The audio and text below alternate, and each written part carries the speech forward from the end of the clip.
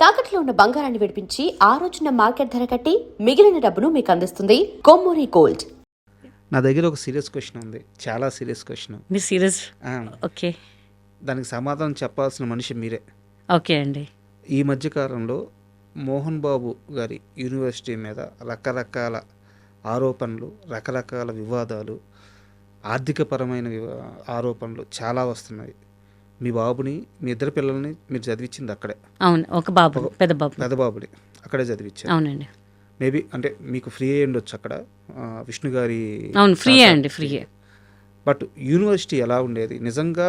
మోహన్ బాబు గారి యూనివర్సిటీలో అన్ని ఆర్థిక అవకతవకలు జరుగుతున్నాయా, లేకపోతే చదువు అలా ఉంటుందా? ఎందుకు ఇన్ని విమర్శలు ఆ యూనివర్సిటీ మీద ఈ మధ్యకాలంలో వచ్చినాయి? మొన్నటిదాకా నెంబర్ 1గా ఉండింది. ఎందుకు? ఎవరు సృష్టిస్తున్నారు? ఇవి నిజమా, అబద్ధమా? యాజ్ ఎ పేరెంట్గా, మీ పిల్లవాడు అక్కడ చదివాడు కాబట్టి యాజ్ ఎ పేరెంట్గా మీ ఒపీనియన్ చెప్పండి. నేనైతే ఎక్కడ చూడలేదండి, చాలా బాగా చూసుకుంటారు పిల్లల్ని. 2 years చదువుకున్నాను. ఇప్పుడు బాగాలేదు యూనివర్సిటీ అని చెప్పేస్తే నేను 1 monthలో 15 రోజులు తెలిసిపోయేదండి మా బాబు. ఎక్కడ కాంప్రమైజ్ కాడు వాడు. ఇంకా ఏదైనా బాగాలేకపోతే నేను మొహమాటంగా చెప్పేస్తాడు. మనకు ఫ్రీగా ఇస్తున్నాము అది అని ఏం కాదండి. ఒక సింగిల్ రూపాయి తీసుకున్నా అని అభిమానంతో చెప్పట్లేదు, నేను తీసుకోలేదు కాబట్టి చెప్తున్నాను.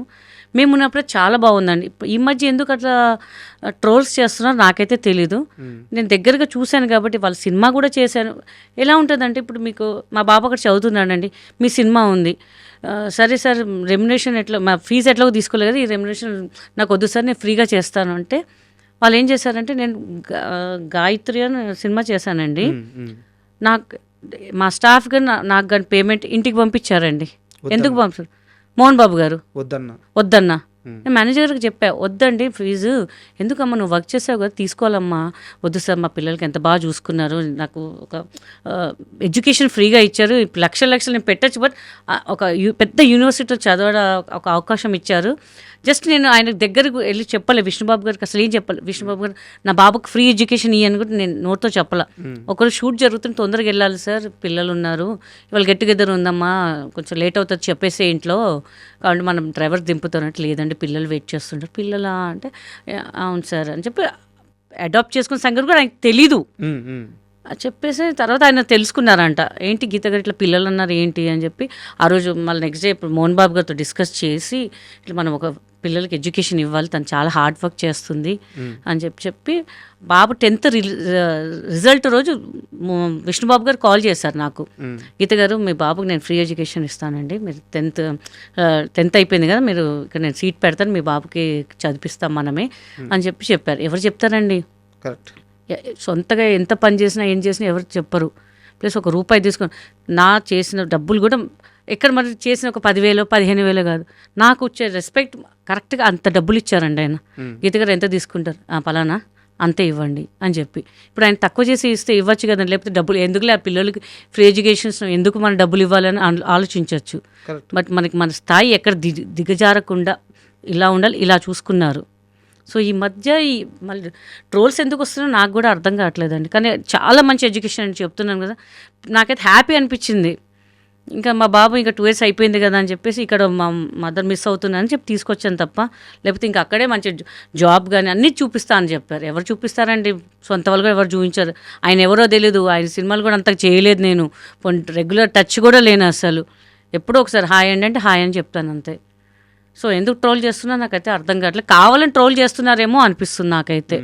ఎందుకంటే ట్రోలింగ్ అంటే ముందటి నుంచే ఉండాలి కదా, అంత పెద్ద యూనివర్సిటీకి పర్మిషన్ ఎందుకు ఇస్తారు? రజనీకాంత్ గారు చాలా పెద్ద పెద్ద వాళ్ళు వచ్చారు. అవును, నిన్న మొన్నటి దాకా మోహన్ బాబు గారి యూనివర్సిటీ అంటే మామూలు పేరు కాదు, కావాలని సంథింగ్ అండి ఉంటూనే ఉంటాయి. అన్నట్టు పిల్లల ఫీజుల మీద వాటి మీద డబ్బులు సంపాదించుకోవాలి, ఇలా ఇబ్బందులు పెట్టాలనుకునే వాళ్ళు అయితే ఇలా ఫ్రీ సర్వీస్ చేయరు కదా. నేను ఎవరో తెలియదండి, పెద్ద ఆర్టిస్ట్, బిజీ ఆర్టిస్ట్ తెలిసిన వాళ్ళు పోన్లే మన వాళ్ళు చదువుకోరు. అసలు ఆయన సినిమాతో వర్క్ చేయలేదు నేను అసలు, ఆయన ఎవరో తెలియదు నాకు అసలు. ఆచార్య అంబిక యాత్ర తెలుసు అంతే, కొంచెం వర్క్ చేసాం అంతే తప్ప ఇంకేం తెలియదు. ఆయన ఎవరు కూడా తెలియదు నాకు అసలు. అలాంటి మనిషి మనకి పిలిచి ఎడ్యుకేషన్ ఇచ్చారంటే నేనైతే చేతులు దండం పెడతానండి. Is nice person. నేను టైమింగ్ అనేది కూడా ఆయన దగ్గరే నేర్చుకున్నానండి. అలాంటి టైంకి అట్లా వెళ్ళాలి. ఫస్ట్ భయపడేదాన్ని, అమ్మో మోహన్ బాబు గారి సినిమా తిట్టేస్తారు, మైక్లో తిట్టేస్తారు టైంకి రాకపోతే. అవునండి, తప్పకుండా తిడతాడు, లక్షలు పెడుతున్నాడు. నువ్వు 7 గంటలకు రమ్మంటే 10 గంటలకు వస్తే ఆయనకు లాసే కదా అక్కడ. నువ్వు ఫ్లైట్కి వెళ్తావు, నేను 10 గంటల ఫ్లైట్కి నేను 11 గంటలకు పోతానంటే చచ్చినట్టు. 10 o'clock ఫ్లైట్ అయితే 7 o'clock వెళ్ళి కూర్చుంటారు మనోళ్ళు. అదే పని మీద ధ్యాస ఉన్నవాడు అట్లా చేస్తాడా? తిడతారా? మైక్లో తిడతారా? నేనైతే ఇప్పటివరకు వినలేదండి. కాదు, ఇట్లా ఎవరన్నా లేట్గా వస్తే అందరు టైంకి వచ్చేస్తారు ఆయన సినిమా అంటే. కానీ ఏమన్నారండి, మంచిగా కూర్చొని భోజనం చేస్తారు. ఆయనకి 10 మంది కావాలి కూర్చొని భోజనం చేయాలి. ఆయనకు ఒక స్టేజ్ ఉంది, క్యారవాన్లో కూర్చొని తింటా, నేను అది చేస్తే తింటా, అట్లా కాదు. అందరితో పాటు కూర్చొని తింటారు ఆయన. ఆయనకి ఏం అవసరం అంత కోట్ల ఆస్తి పెట్టుకొని. ఇంకా I have full respect on him అండి. విష్ణుబాబు గారు అండి, మనోజ్ గారు కానివ్వండి, వాళ్ళ ఫ్యామిలీ, లక్ష్మి గారు కానివ్వండి, I have great respect. Cinema ఇండస్ట్రీలో ఉన్న మనిషిని నమ్మి ఆ మనిషి దగ్గరే నేను 23 లక్షలు 22 లక్షలు చీటీలు కట్టాను, ఆ మనిషి మోసం చేసింది అని చెప్పి చాలాసార్లు చెప్పారు ఇప్పుడు. అవునండి. బట్ ఆ మనిషి ఎవరో రివీల్ చేయట్లేదు మీరు. అందరు తెలుసండి ఆ మనిషి. ఒక దేవతన సీరియల్లో చేసింది. ఓకే. మంచి నంది అవార్డు విన్నర్ ఆమె. ఇంకా ఆమె నంది అవార్డ్స్ వచ్చాయి, చాలా అవార్డ్స్. ఆమె గ్రేట్ పర్ఫార్మర్ అండి. మరి ఇలా ఎందుకు పర్ఫామ్ చేస్తుందో మాకు తెలియట్లేదు ఆమె. ఇప్పుడు ఏమంటున్నారు డబ్బులు అడిగితే? కోర్టులో కేసు నడుస్తుందండి. అసలు ఇంకేమని తెలియట్లేదు. ఇంక అందరూ వదిలేశారు. మంచి వాళ్ళు ఎందుకు చాలా అప్పట్లో అయితే చాలా పెద్ద ఫేమ్లో ఉన్న వాళ్ళు కూడా పోతే పని 3 లక్షలు 5 లక్షలు మనం కేర్ చేయొద్దు, వదిలేసి మన ఫేమ్ పోతుంది, ఒక CCSకి వెళ్తే మన పరువు పోతుంది అని చెప్పి చాలామంది డ్రాప్ అయిపోయారు. మనమైతే ఊరికే రాలేదు అంటే, డబ్బులు ఊరికే రాలేదు. మనం ఎందుకు ఇది చేయకూడదు, మనం వెళ్దాము.